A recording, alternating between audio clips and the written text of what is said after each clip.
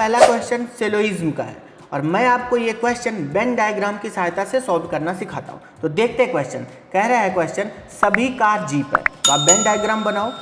सभी कार को क्या दिखा दो आप? जीप। तो सभी कार हो गए जीप, ठीक। अगला कह रहा है सभी जीप बस है, तो सभी जीप को क्या दिखा दो आप? बस। तो सभी जीप क्या हो गए? बस। फिर क्या कह रहा है सभी बस ट्रक है, तो सभी बस को क्या दिखा दो? ट्रक। ये हमारा वेन डायग्राम बन गया। अब निष्कर्ष देख रहे हैं, कह रहा है सभी ट्रक बस है। तो अगर हम इस वेन डायग्राम को देखें, इसमें कह रहा है सभी ट्रक बस है, तो ये आपका पूरा ट्रक हो गया, यहाँ से लेके और यहाँ तक ये पूरा आपका ट्रक हो गया। तो क्या सभी ट्रक बस है? नहीं, सिर्फ ट्रक में इतना पार्ट ही बस है, यहाँ से लेके यहाँ तक क्या है? बस है। बाकी ये जो बचा हुआ पार्ट है ये बस है? नहीं है। ये जो बस है नहीं है, इसलिए पहला निष्कर्ष क्या हो गया? गलत हो गया। दूसरा क्या बोल रहा है निष्कर्ष? दूसरा बोल रहा है सभी बस जीप है। अब देखो आप यहाँ से लेके यहाँ तक सब क्या है? बस है। अब कह रहा है सभी बस जीप है, तो क्या सभी बस जीप है? नहीं, इस बस में से यहाँ से लेके यहाँ तक में सिर्फ इतना पार्ट ही जीप है, इतना पार्ट जीप है नहीं है, इसलिए दूसरा निष्कर्ष भी क्या हो गया? गलत हो गया। तीसरा क्या कह रहा है निष्कर्ष, ये देखते हैं। तीसरा निष्कर्ष कह रहा है सभी जीप कार है। अब देखो आप यहाँ से लेके यहाँ तक क्या है? जीप है टोटल।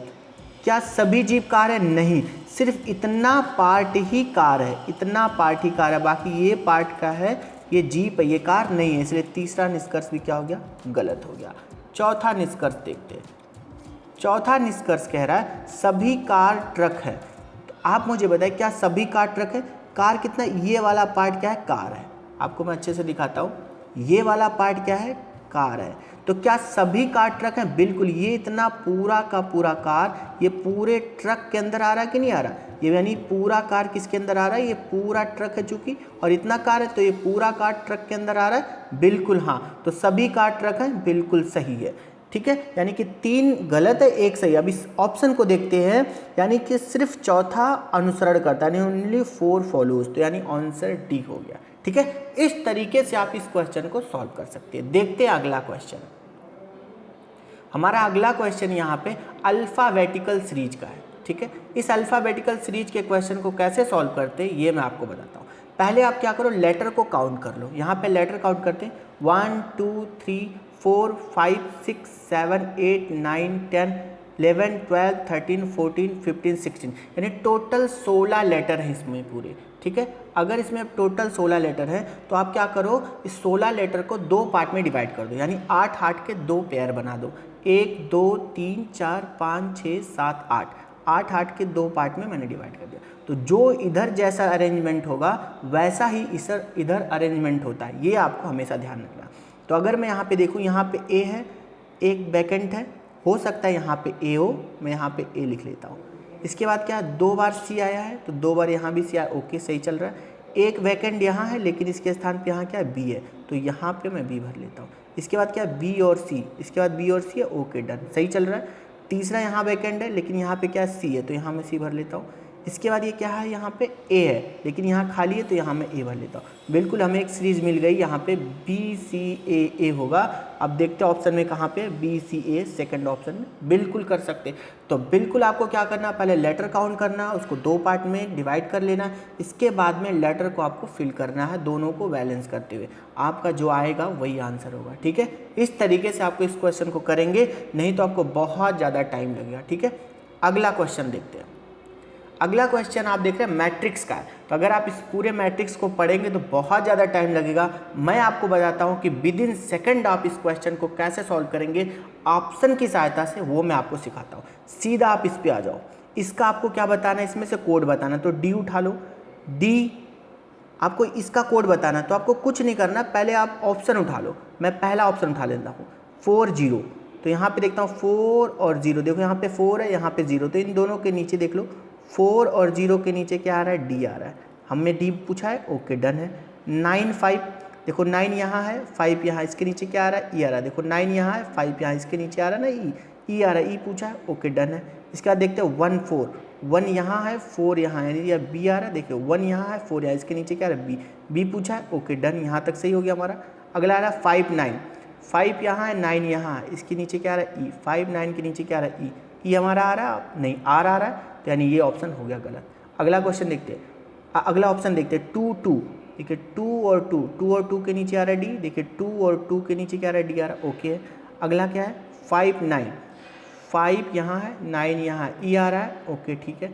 अगला देखते हैं 4 2, 4 यहाँ है 2 यहाँ है, क्या यू आ रहा है, यू तो इसमें है नहीं, इसलिए ये भी ऑप्शन गलत हो गया।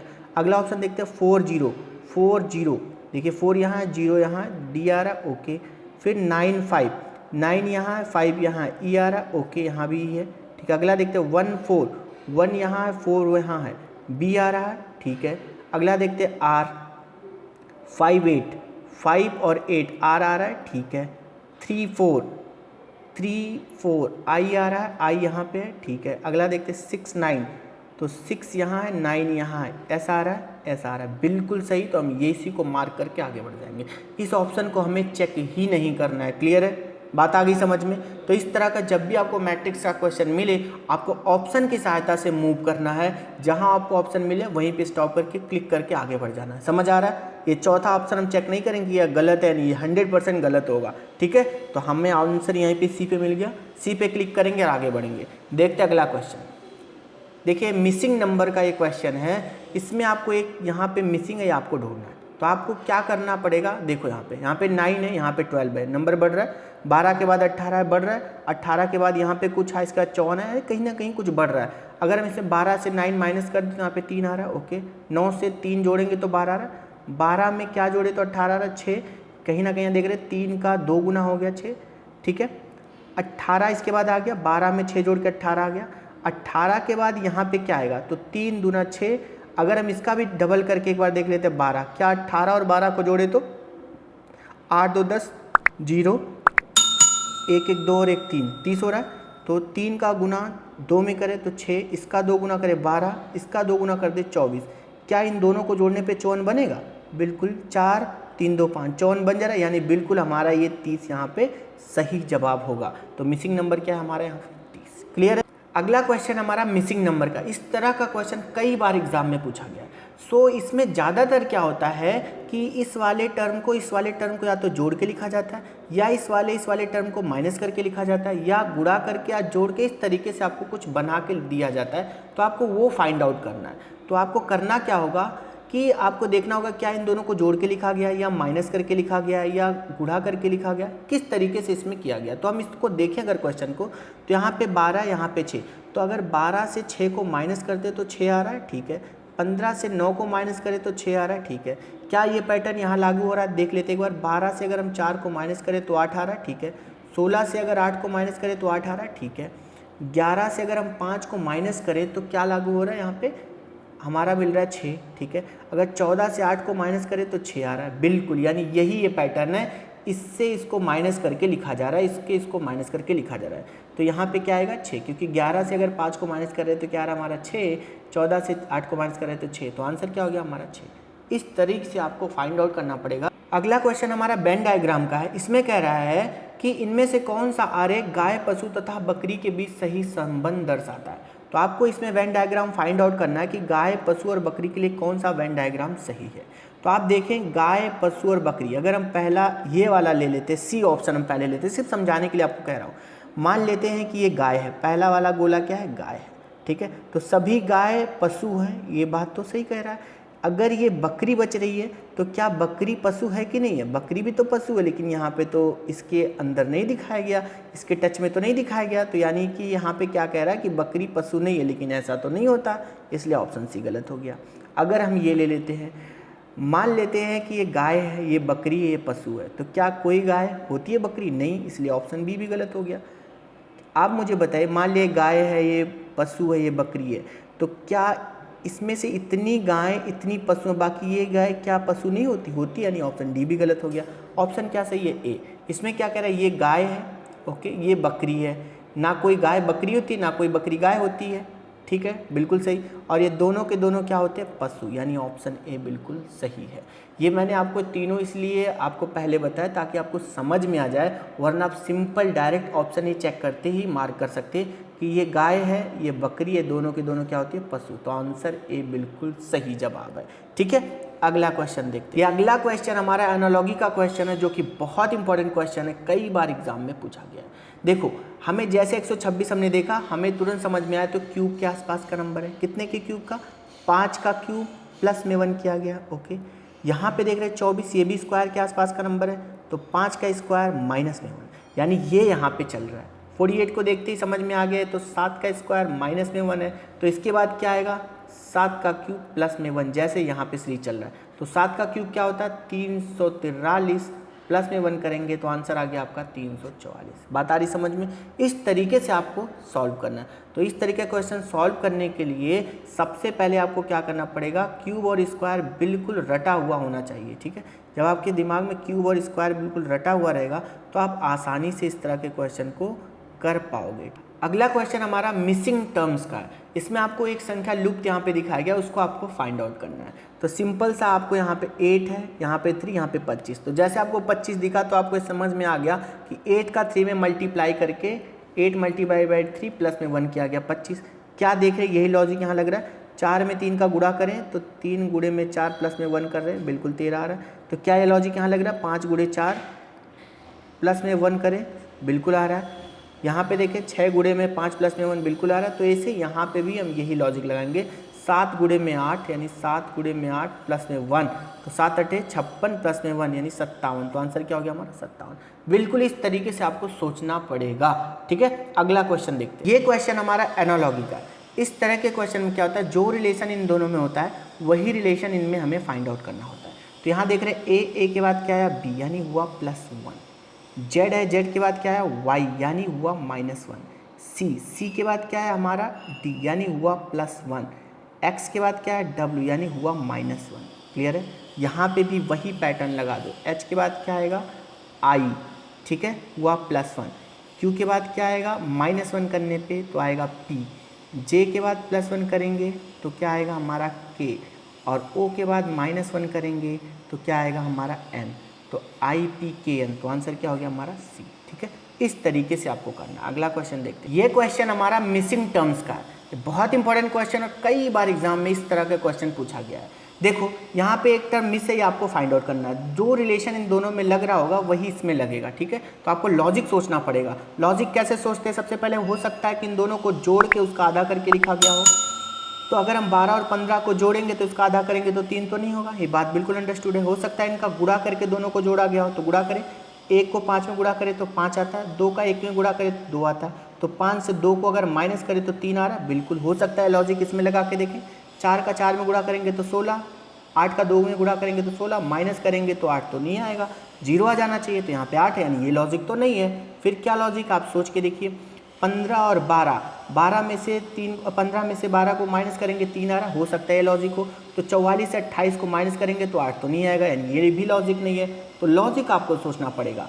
हो सकता है 12 और 15 को जोड़ा गया हो, 12 और 15 को जोड़े तो 5 2 7, 1 1 2, यहाँ पे 3 है यानी 9 से भाग किया गया होगा, हो सकता है 3 आए। ये लॉजिक हम लगा के देखते हैं।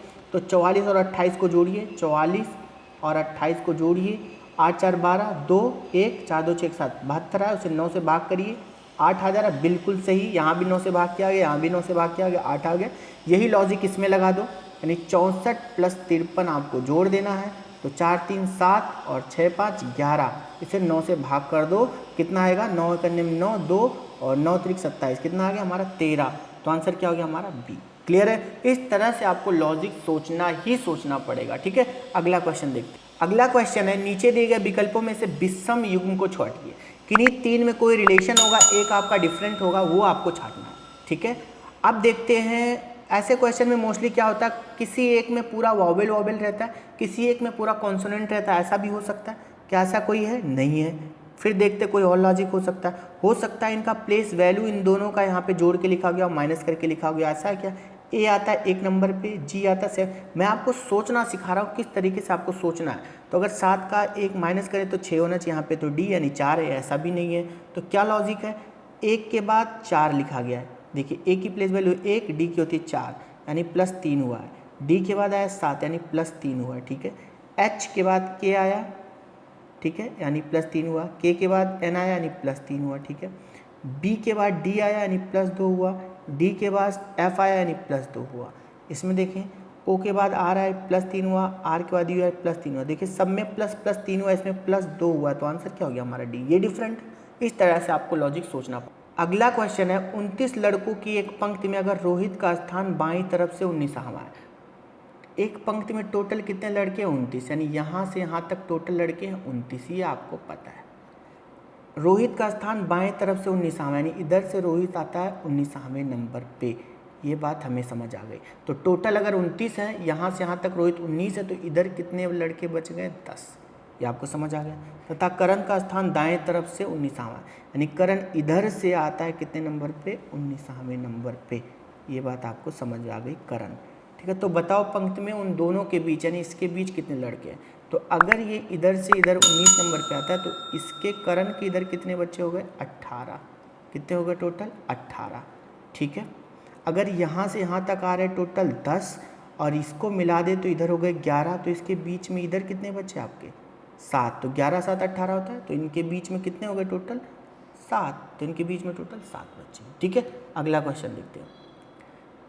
सैम की स्थिति कक्षा में ऊपर से 9वां, ऊपर से कितने स्थान पे? 9वां, तथा नीचे से 38वां, यानी नीचे से कितना है? 38वां।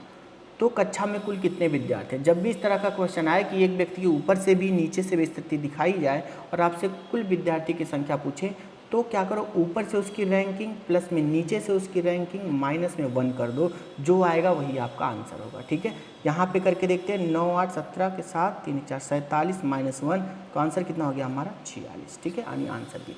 अगर आपको ये वीडियो समझ में आया है तो आप चैनल को सब्सक्राइब करो। मिलते हैं अगले वीडियो में, तब तक के लिए नमस्कार।